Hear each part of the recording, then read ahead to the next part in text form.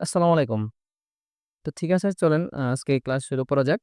Keyboard প্র্যাকটিসটা আপনাদের কেমন হচ্ছে? কিবোর্ডের আমাদের তো আ আ ৩ টা লাইনই আমরা শেষ করছি আরকি। এখন আজকে আমি কিবোর্ডের আরেকটা কাজ দিব।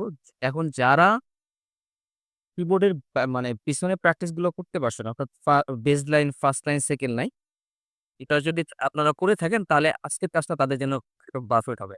আর যদি করে না থাকেন তাহলে কিন্তু এই আজকের কাজটা আপনাদের জন্য পারফেক্ট হবে না। আপনারা করতে পারবেন না। আপনার কাছে বোর লাগবে। তো ঠিক আছে আমি একটা নতুন ডকুমেন্ট নিলাম। কিবোর্ডে প্র্যাকটিসটা করার জন্য আমি একটা লাইন লিখতেছি। এখানে দেখেন যে AQUICK A quick brown fox jumps over the lazy dog.